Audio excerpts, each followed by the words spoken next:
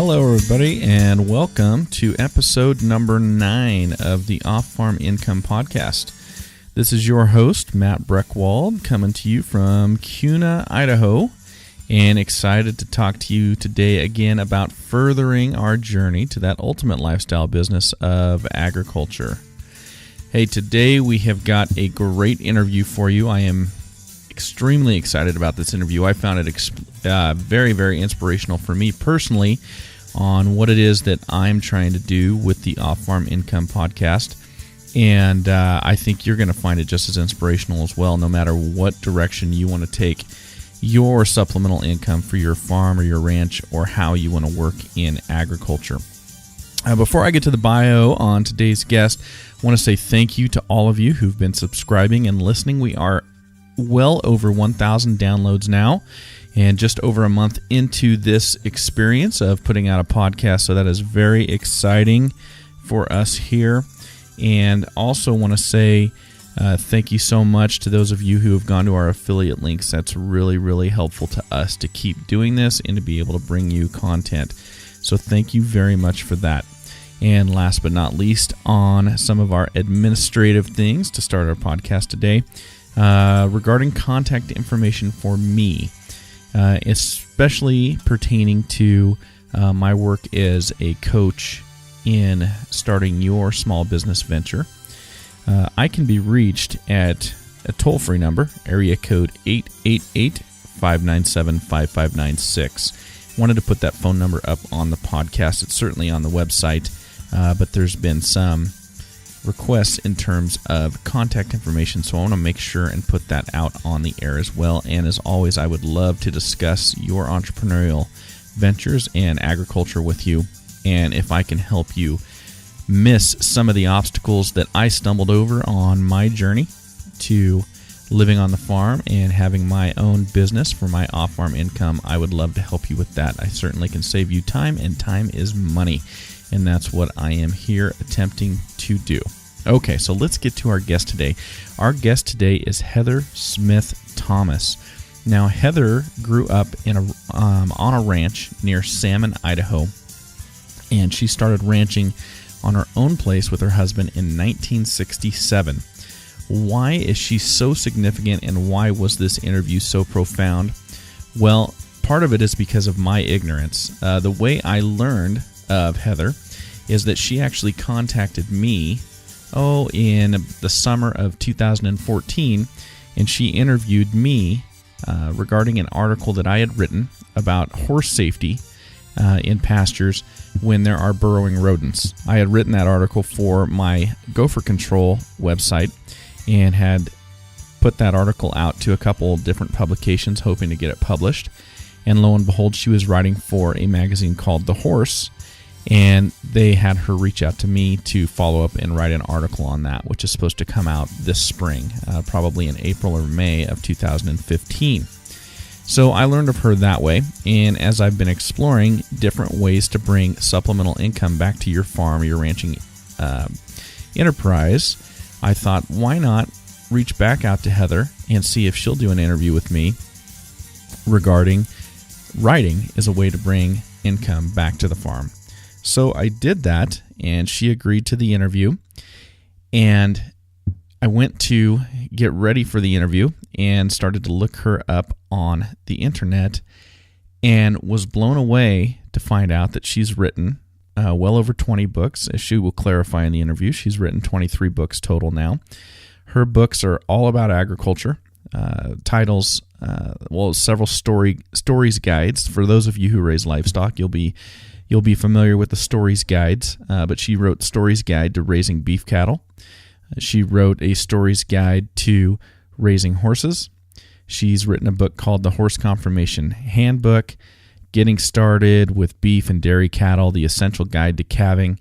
And she loves ranching, she loves cattle, loves horses, and she has been able to bring supplemental income to her ranching and farming enterprise with her and her husband through her writing. She's also written thousands of articles for publications, just like the one she interviewed me for, the magazine The Horse. I've read her stuff in the Progressive Cattleman, as well as the Capital Press and Farm Journal, and also on the horse. And she's written for thousands of other publications. And today she talks about how she got started, where the inspiration came from, how she marketed herself and built her reputation to start getting published both in books and in magazine articles, and how she was able to begin generating and continue generating income to support her enterprise through writing. Gives us some resources on how to find publications where you can shop your different articles and ideas around, and basically gives me a lesson on bringing in off-farm income that she started doing in 1967 in her own way, well prior to podcasts and the internet and those types of things. So it's a very inspirational interview. Again, I'm going to apologize for the audio again. I think I've got it figured out, but I've got a discrepancy again in my volume and hers, and it has something to do with me recording conventional landline telephone calls. But I think I've got it figured out now, and so it shouldn't be an issue much longer. But this interview is well worth listening to, so make sure that you adjust the volume settings and put up with my technical ineptitude for one more episode and listen to this interview. This is fantastic, and she is the ultimate producer of off-farm income because she is producing all of her income right there on the farm. And she's not leaving the farm. She's ranching, doing her chores, but she's able to do that all from the farm, and she was able to do that well before the internet age. So enjoy this interview. Contact me with any questions about it. Contact me with any questions about starting your own business and getting started and avoiding some of those pitfalls that I fell into, and enjoy this journey to the ultimate lifestyle business of agriculture. Well, welcome, Heather. Thank you so much for being on the Off-Farm Income podcast today. Well, I'm glad to be here. Well, good. And I read on your blog that you've been recovering from some crud you've got, so I'll try and preserve your voice for you and get this done for you. But thank you very much for taking the time, even through your illness, to talk to us. All right. Well, we will start as we always do. I'm excited to have you on. But if you could tell us just a little bit about you personally. Well, my husband and I have been ranching here in the Lemhi Valley near Salmon, Idaho, up a little creek since 1966. We both grew up on ranches, and we've been ranching here for quite a while. Oh, that's wonderful. And I noticed there was some hockey players on your blog. That's my grandkids. Yeah. We feel blessed to have both our son and daughter and their families living here on the creek. Our son and his wife are living on the upper ranch that used to be my dad's place where I grew up. Mm-hmm. And my daughter and her kids we have a house here for them on our lower place. So we've been enjoying watching our grandkids grow up, and my daughter's 4 kids are all playing hockey, and that keeps them pretty busy in the wintertime. They range in age from 10 to just turned 17. I'm sure. I was reading about them being up in Kalispell. I assume that was to play hockey, but maybe I was wrong. Yes. In fact, that was when Andrea's oldest daughter, Emily, her team actually won all 4 of their games, which was pretty neat. So. Oh, well, that's great. I was reading about the roads, and it brought back some memories for me. I got my animal science degree there in Bozeman at Montana State, okay. And reading about those roads made me remember those days of driving in the winter in Montana. Winter, it can be pretty tricky. Yeah, it sure can. It sure can. Well, I'll tell you what. You have a very impressive body of work. I've looked here, and based on what I saw on Amazon, it says that you've had over 20 books total published. Yeah, actually, now it's going on 23. 23. And it looks, is your latest one Beyond the Flames? Did I find that? And is that correct? No, actually, that one, I feel it's one of my most important ones, but I wrote that in 2004. Okay. Well, actually, I wrote it a little earlier than that, but that's when it was published. It discusses our daughter's burn injuries, and we nearly lost her the summer of 2000. She spent that rest of the summer in the ICU in Salt Lake, the Intermountain Burn Center. Really? And after that experience and all the encouragement we got and the blessings that evolved from from the miracles of her survival and the people we met through all of that, we had to tell our story, and so I wrote that book in hopes it might inspire and encourage other people going through trauma and tough crises. Oh, that's a wonderful thing that you've done, and boy, what a traumatic deal for burn injuries. I just cannot imagine. And how is she doing now?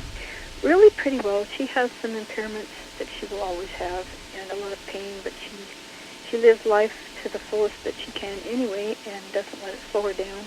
She's very active again. It took several years to get back to where she could really do much riding and work with the cattle again, but she's a big help on the ranch, and she and her oldest daughter have been going to the World Burn Congress every year, an annual event where they enjoy meeting and helping other burn survivors deal with their situations. This has kind of become her mission. Oh, wow. It's so wonderful she can take something like that and then make it into a positive. Make a blessing out of it. Yeah, absolutely. Well, I have to confess something to you. So you and I met because you interviewed me a while back for an article on gopher control. Right. Having to do with protecting horses and cattle and things like that from those hidden tunnels that are underneath the surface of the ground.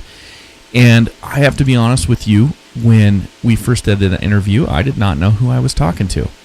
I had no idea until I decided to interview you and think that what a wonderful way to bring some income back to the farm or to the ranch through writing, something you can do there in Salmon, Idaho. And I started researching you and went, oh my goodness, I can't believe I get to talk to you. You're such an accomplished writer. Well, I'm just a rancher, but I write kind of as a way to, it's my off-farm job I do at home. Exactly, and that is the total point of what we do here, because that's how I started this podcast, was with my off-farm job I do from home and supporting our farm. And so you've been ranching there since 1967, is that correct? Yes. Okay. And so can you give us an overview of how you're bringing supplemental income to the ranch with your writing? Well, I just write all I can for as many publications as I can, and a few books now and then. And actually, I'm doing more writing now probably than in earlier years, because my husband and I don't have as many cattle anymore. We've sold some to our son, and we have a small herd, so we depend even more on my writing for income than we do the cows. So I've had to crank up my volume, so to speak. Sure. Well, and now I have read articles of yours, so of course I learned of you when you interviewed me for The Horse, which is the magazine that you were writing for when you interviewed me. But then I discovered I've always subscribed to the Capital Press newspaper out here in the West. And once I knew your name, I started seeing your name pop up on articles for the Capital Press, and I've seen your name pop up on articles for the Progressive Cattleman. And I'm sure at this point the list of publications that you've written for is probably too many to list here. But how did you get started doing this? How did you get started bringing income back to your ranch through your writing? It started many, many years ago when I was just a kid, because I used to write stories for fun. Actually, I was quite an introvert, and I could express myself better on paper than I could face-to-face talking to people, so I wrote lots of stuff. And when I was young, I liked to write stories about horses, and being a horse fanatic from the time I was tiny. Mm-hmm. And they were long, crazy stories, and my dad suggested I write a shorter one to send to the... My dad was a Methodist minister here at Salmon. Okay. And he suggested I write a short one and send it to the, what we called the Sunday school paper, the Trails for Juniors. So I did. I wrote a short one. And they bought it for $10. Oh, really? When I was 12. And I thought, wow, I can make money doing things I like to do. So I started writing a few more stories for that little paper, and for some other children's magazines like Highlights for Children and Jack and Jill, and even a couple of horse publications while I was still in high school. And then in college, I kind of cranked up my writing a little bit to kind of help. College students are always short of money. Sure. And started writing for some cattle and horse publications. And then actually wrote my first book while I was between my sophomore and junior year of college. No That's kidding. a whole other story. But then after my husband and I were married, we were struggling to pay for a little herd of cows and a ranch, and so my writing continued as the off-farm job I did at home. Mm-hmm. Well, I cannot tell you how thrilled I am to interview you, and I have my own personal selfish reasons for being so happy about that. But my daughter, who is 8, she's somewhat introverted, and she reads a ton. I can't believe how much she reads, but she will sit down at her desk, and she is starting to write short stories just on her own for fun. Good.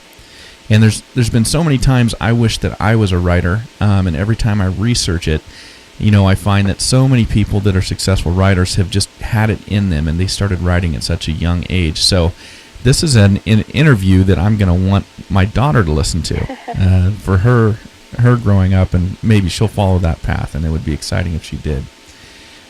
But speaking of that, the podcast here is all about helping other people who might look at what you've done or have that same passion and wonder how they can make it happen, and how they can accomplish that and bring supplemental income back to their own farm or their own ranch. Can you tell us how you broke into the market and started getting publications to pay you for your services? The story of when you were 12, that's great, but when you got into college and you needed supplemental income, how did you convince people that they should take a look at your stuff and consider publishing it? Well, back in those days, there were no computers, and it was all typewritten stuff, and you just send it out and kind of hope that they liked it, and if they liked it, they bought it, and if they didn't, they sent it back. That was most people, can't envision a world without computers and email, but that's how we did it. And I could probably have eventually covered a wall with rejection slips. Yeah. And that's one piece of advice I give to anybody who wants to write. Do not become discouraged. If one editor doesn't like it, that doesn't mean it's worthless. Many times I've sent something that was rejected to another publication, another editor, and they liked it. So persistence is very important. Sure. But still, even in this day of email, some of the magazines, most of the magazines I write for now, either give me assignments or ask me for ideas. So there's not so much, what would you say, unknown quantity when you send that thing out. You have an assignment, so you know it's going to be accepted, or you've given them a list of ideas and they choose 2 or 3, so you know that they're going to use those. But anyway, the important thing is to just get yourself out there, send ideas. If it's a publication you've never contacted before, send a query either by mail or email or whatever to the editors. Try to sell them your idea for an article. That's a way to start. Mm-hmm. So do you suggest that the prospective writer send the idea first, or have the article written first and then shop the article around? Most editors want the idea first, but not all. Now, this is another thing. I know we're kind of hopping around here, but one tool I found very useful, and I don't use it so much anymore because I have enough assignments and things to keep me going. But when you're just starting, I think they still publish it, the Writer's Market. It not only has some articles and advice on writing or preparing manuscripts or whatever, but a list of markets in various categories. Like if early on, I relied on that and some other sources like there's a horse industry directory put out by the American Horse Council that has a section on equine publications. Okay. or the same is true like with agricultural writing. If you know where to look and can find a list of some of the publications, I mean, there'd be hundreds you've never heard of, and there might be some there that would kind of fit with what you want to write. So these are the places to start. I mean, sure, you might have your favorite magazine that you'd like to write for, and you already know, their name and address, and find the editor's email on the masthead or something. But some of these other sources are great for finding possible avenues to market your work. Okay. And so you mentioned the horse industry directory, and you said there was another one similar to that for agriculture. Okay, this one is called the AAEA, which is, I think it's the American Agricultural Editors Association or something. Okay. Anyway, a person could probably find it online. Sure. And same with the American Horse Council. And I think American Horse Publications puts out a directory too. So depending on whether you want to write for horse magazines or cattle publications or farm person, with the internet now it's a little different. You can do some looking and find things like this, whereas back in the day we didn't have those tools, and it was kind of do your own sleuthing. Absolutely. Well, and I will find those, and I'll put hyperlinks on the show notes for the podcast. Yeah, that's a good idea. Yeah, and then listeners can just go right there and click on them and find those resources. Mm-hmm. Well, thank you very much for that. Now, when you were first getting started, were there any initial funding you needed, or was it just a typewriter? Just my old typewriter. I wore out 3 antique typewriters. The first one was my dad's old L.C. Smith. It was an antique that he bought second or third hand when he was going to graduate school in the 1940s, early 1940s. Yeah. I wore that one clear out, and a couple of others. Just investment in typewriter ribbons. That was all I needed at that point in time, and paper. And paper. And I assume that in today's world, just a computer. Yeah. In today's world, you would have to be able to send your submissions by email. Mm-hmm. Well, and honestly, this could be a zero-cost startup for people, considering you can go to public libraries and get on a computer and things like that. That's the nice thing, really, about freelance writing. You don't have a lot of expense to get started compared to some businesses. Well, now, I've got to ask you, did you save those antique typewriters that you wore out? Oh, yeah. Yeah? They're still sitting around my cluttered house. Yeah. I still have old typewriter ribbons. If the power ever goes clear off and the computers won't work, I could still type. Yeah. And I'm getting an image in my mind that that's what you do, that you need to be writing, you need to be typing at times. Well, with the way our ranching and our family has evolved here, and the need for cash flow that sometimes isn't available because we've downsized so much with our cattle production, yeah, I write every spare moment that I'm not out taking care of cows or riding with the grandkids or whatever. Mm-hmm. Well, you had mentioned earlier that when you were 12 and you got paid $10 for that article, you went, oh my goodness, I can make money while writing. Was there a certain point when you decided, I'm going to try and do this more, I'm going to try and make this my main income source? Was there a certain point where you realized this is going to work? Not really. I mean, it just kind of flowed from there because as I went into college, and I'd already sold a number of articles. Well, for instance, one of my first big sales was to Farm Journal about our 4-H, the first 4-H horse club in Idaho, which was our one here in Illinois County. Okay. And I suppose I had a little luck along the way because some of the things that I wrote actually got accepted, and that gave me the encouragement I needed to keep going. Mm-hmm. The necessity the necessity for more income, whether it was as a college student or a struggling young ranch family, that was the impetus I needed. Mm-hmm. I mean, it was something I liked to do, but honestly, I wouldn't have done nearly as much of it if I hadn't had to have a way to do this. And Sure. Being a person who was kind of a hermit, more at home with animals than people, I didn't want to be off the farm to try to earn any extra money. We were too busy taking care of our cattle anyway. Sure. So this was a perfect fit, just to write in odd hours that I could work it in around the ranching.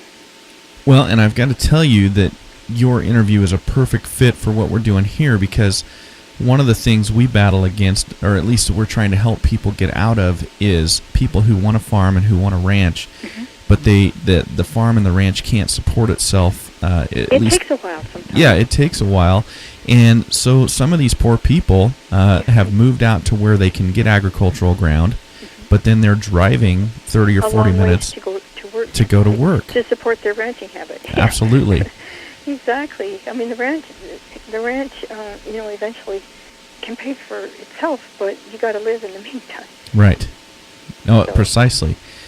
And we're not farming, ranching on the same scale as you are in Salmon, but certainly that's been our story. Is we bought a 25-acre place here in Kuna, and it was nothing but weeds when we bought it. There was mm-hmm. no way to make a dime off of it until we put some money into it. It took a lot of effort to develop it. Yeah. Yeah, absolutely.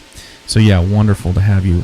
So tell me, how many publications are you currently writing for? Like, do you know how many you wrote for in 2014? Just a guess, somewhere between 45 and 50 maybe. Really?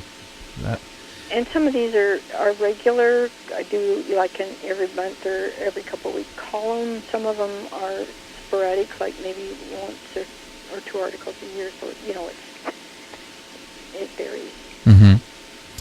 And you've already given us some really good and actionable advice for our listeners who might want to use writing as a way to produce income for themselves, in terms of being persistent, coming up with proposals for editors and places to find those editors. Any other advice you'd give to somebody who's up and coming and who wants to write to generate some extra income? Well, most people want to write about things they know about, and I mean that's kind of a no-brainer, but I think it's good to know your subject. I mean, you can work as a reporter for a newspaper or something and just go out and interview people, but if you want to write for ag publications or horse magazines or livestock journals, it really, really helps to know your subject, because even if you're using an expert source and interviewing them, just knowing enough about the subject to ask the right questions mm-hmm. really helps. I feel blessed that I've had, my fingers in a lot of pies, in that we've raised horses, we've raised cattle. I feel at ease talking to some person doing research at a university on horse diseases, or somebody out doing genetic research with cattle, if you have an interest in and kind of know something about the subject, you're going to be able to draw that person out that you're interviewing, mm-hmm. and get more substance. And as I'm sitting here looking at all the books on Amazon that you've written, and I'm sitting here wondering, so if you I'm going to pick a book at random, and I hope this is fair, but if I'll take your book, The Horse Conformation Handbook. Uh-huh. When you decide to write a book like that, what kind of time investment, for example, for you, did you put in? How long did it take you from the initial idea to create this book to the point where you were able to go out and sell it? Well, that one's kind of interesting because I'd already done a few books for Story, some of their how-to books, like their Guide to Raising Horses, Guide to Raising Beef Cattle, uh-huh. et cetera, et cetera. And this was one that was a topic that has been dear to my heart for a very long time, because being a horse owner, horse raiser, conformation, I feel, is extremely important. And it took me a few years to convince them that this was a topic that some of their readers would be interested in. So that was kind of my baby. And after that, then probably, half a year, three-quarters of a year to, I had a little advantage in that I've written some articles for various horse magazines already on conformation. Mm-hmm. And so I had some stuff to draw from as a kind of a nucleus to start with. Sure. And then, of course, it goes through, it depends on the publication editor. A story, it takes a while from start to finish. It might be 2 years before the book actually comes to print, because they'll edit the manuscript, they'll send it back for checking, and then they'll do page proofs, and you check that, and you go through all these phases. Mm-hmm. Other books are quicker and easier. I really enjoyed doing my latest one, Horse Tales, True Stories from an Idaho Ranch, because that publisher just took it, looked at it, edited it slightly, and it was good to go. Excellent. So, you'll find a whole wide variety of ways that these things are done. And, maybe we're getting off topic here. Oh, not at all. Not at all. No, that's wonderful information, and I think it's really important, too, because, with my generation, and then, of course, this latest generation that they call the millennials, so many people, and I'm not outside of this group, want immediate gratification. Yeah. And obviously what you're talking about with not even writing the book, but shopping for somebody who will see your vision the way you see it, that takes some time. It does. Well, just for instance, the book that I felt is most important, Beyond the Flames, I queried probably 100 publishers, and sent sample chapters to probably a dozen. Mm-hmm. The interesting thing is that some of them rejected the idea because they said, this has too small a market, or this isn't what we publish. And others said, this needs a bigger audience than we can give it. So you had everything in between. And, that's discouraging sometimes. Sure. And I finally found a small publisher that was interested, and she did it, and it went. And then, of course, a person can always self-publish, but I've never tried that. Mm-hmm. Because because early on I had good luck just marketing books to established book publishers. But sure. But there are many routes, and some people that have self-published have done very well. So it just whatever works. Mm-hmm. And so, a little bit more technical aspect of this. So how does it work when you are a freelance author? Are you your own business, your own subcontractor to these different publications, or when you're writing an article for them, are you their employer? How does that work? No, you're never their employer. Employee, writer. I'm sorry. Yeah, employee, right. As a freelance writer, you're always like a subcontractor. It's a work for hire, or they just buy it outright, or whatever. So. Okay. And so did you have to form any technical aspects of a business to do that on your own, like an LLC or anything like that? Okay. All right. And is there a particular time of year when you find yourself the busiest with demands for your writing? Not really. It's a little different from the ranching, when calving time's maybe the busiest, or hanging. Mm-hmm. But the writing is pretty much steady as far as, because most of these magazines come out once a month, or some of them every other month, or a few twice a month, and so there's that constant need for a stream of articles. Mm-hmm. So I'd say it's pretty well evenly distributed through the year. Some publications have more needs different times of year, but overall, where I write for so many different ones, it's pretty much steady. Okay. And so, aside from your ranch is writing your sole form of income? Yeah, except for, as you say, the cattle. Now, before you got going and built your reputation and you had people reaching out to you for assignments, was there anything that was holding you back personally from pursuing a career as a writer? Early on, just needed more time and effort to find markets. Mm-hmm. Yeah.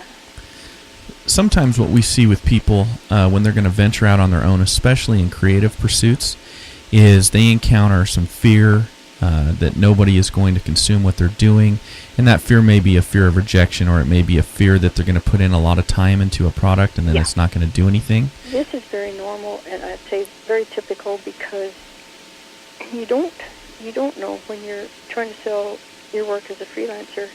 You are at the whim of an editor, and whether they like it or not, your work. And I still have, a little bit of that inhibition and phobia, because this is why I've never tried to, say, write a novel or something that you'd have to put a lot of time in and then try to. The closest I came to that was the book Beyond the Flames, because I felt I had to write that one. Sure. And find a publisher, but I've kind of been the necessity for the income from it has hindered me somewhat, in that I don't step very far beyond what I figure is a sure thing. Mm-hmm. And this is a drawback if a person wants to do some creative writing, like, say, fiction. You've really got to have a lot of faith in finding somebody that's going to want to publish it. Sure. And another thing that we see and that I've read about is something that we call resistance, where somebody who's going to endeavor into a creative pursuit like you're doing, it may not be fear, or fear may be part of that resistance, but other things come up where they kind of distract themselves or put things off. Yes. A question of priority. Sure. Yeah. You have to be dogged. You have to be. One thing that helps me is I don't like to put things off and miss deadlines. I'd rather work ahead of the game. So I guess I'm rather driven that way. Mm-hmm. So I don't put, like, even if it's something that I didn't really want to write but somebody wants and I've got a deadline, make myself do it. Sure.